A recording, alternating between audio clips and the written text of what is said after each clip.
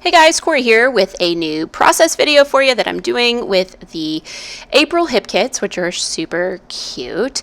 And today is mood board inspired, so that's the April mood board, just so that you can see it. But it's an anything goes, so all I'm going to do is be inspired by this mood board. The thing that I like the most about it, that inspired me today, was a little square that said "Make Your Own Magic," and to me, I was like, oh, that would be a longer title. So that's what I'm kind of going with. This is an anything goes page. I'm like just going to have so much fun playing with these kits, but my title is going to be longer than normal, and I'm going to use up lots and lots of my thickers, which will be really fun. So I'm just starting with my white background. I'm using the color kit, two of the colors. I had this idea that I would put it on the stencil and put it down. It would be this great, like, opposite polka dot pattern. Yeah, it didn't come out so great, but it was okay. And I figured I'll just use it, do what I can.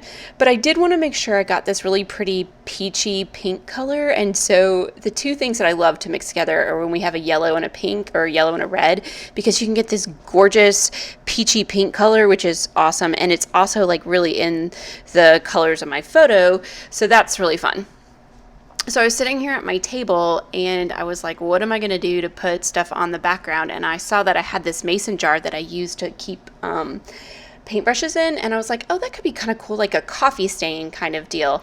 Not that that goes with my page at all, but I thought it looked kind of cool. So I just went ahead and went with that. I thought, well, why not? It's just a neat background. And then, of course, I'm going to do a few little splatters, and then I'm going to go find some packaging to add a little bit more color here and there, just kind of smushed on there.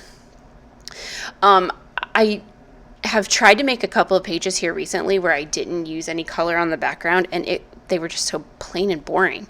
And I don't know why it's so weird to me, because I really admire people that have these very clean backgrounds. It just doesn't work for me. Do you guys ever try, like, do you know what I mean? Like, it's like you sit there and you're like, oh, I want to copy that or scrap lift that or whatever, and then it just doesn't work for you. And I keep going back to kind of like, this splattered look. I guess that's just my thing, and it's how I like my pages to look. So there you go. So once I've got all of that on there, I did use my heat gun to kind of dry this up.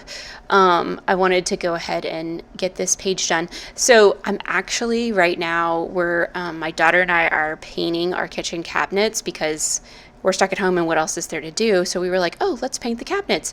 They're like really like this dingy, I don't even know what it is, but we ended up like picking out this really happy blue color, so they're going to be so cute. So I was like, I need to get this page done as quickly as possible just so I can get back to my kitchen remodel.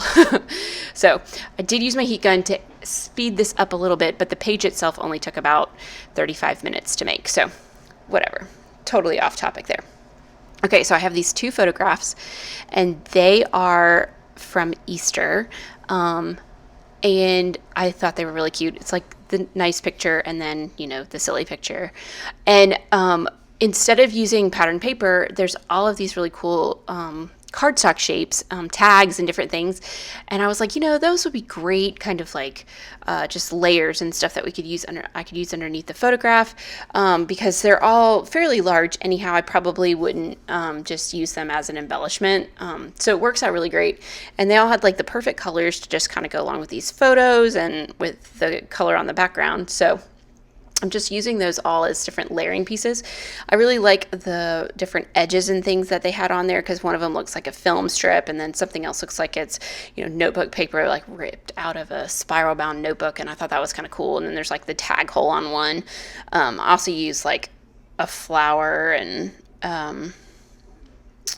some other stuff, but I just thought they looked really neat. And then I'm going to go through and use some stickers too, some flower stickers and the rainbow stickers. I love those rainbows that came in all of these kits. Even used a couple of chipboard pieces, all of that stuff. It made it so like the page is like nice and dimensional. It just came out like better than I was hoping for, which I thought was kind of always a nice little surprise, when you're like envision something in your head, and then it ends up coming out even better. So adding just a couple of more little chipboard pieces, or cardstock pieces. Sorry, that wasn't chipboard. So anyhow, get it all adhered down nice and well. And I made sure, like, there's some like acetate. Oh, is this acetate? I don't know, like the transparency type of stuff. And because it was backed, I was kind of afraid that my glue wasn't going to keep it down really well. So I did make sure that it dried more before I kind of continued on. I probably should have pulled out my hot glue gun because that would have at least made it sure that it adhered down for a while. But like with the plastic, it has a tendency to kind of pull up after a while, and I feel like my liquid glue is a little bit better. So whatever. Okay, so on to my title. So my title is going to be All Dressed Up for Easter, which is nice and long. Typically, I probably wouldn't have used all of these stickers, but I was wanting to go ahead and do this based off of the mood board. But at the same time, I'm almost kind of glad I'm doing this because, you know, how many times you actually use up your thicker pack? And I'm getting to use a lot of letters that I would normally use, like D's. I don't really use a lot of D's, but I get to use 2 on this page. And even L's. You would think, oh yeah, they got to use L's all the time. Don't use a lot of L's either. So that's just kind of nice. Got that all on there. I love how it came out. I love that I had the pink ones to play with. And then just to be sure, I wanted to go ahead and make sure I got them stitched down, so that I didn't have to worry about any of them popping up, because I did let some of them overlap a little bit. And when you do that, while it looks cool, it kind of makes it so like there's less on there that's actually adhered to your background. So they do have a tendency then to kind of come up a little bit more often than if you have them all the way down. So the stitching on there just makes that kind of not be an issue anymore. I also really love these little things. They are these little pull apart tags that say sweet on there, and I just put those all over the page. I thought those were cute and I wanted to have those on there. So then I'm just going to go ahead and get a few more little embellishments down.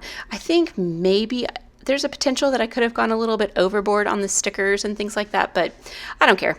It looks really cool and it makes me happy. So I am going to get my journaling on the page just about. So this was Easter, you know, and so normally you go get dressed up for Easter.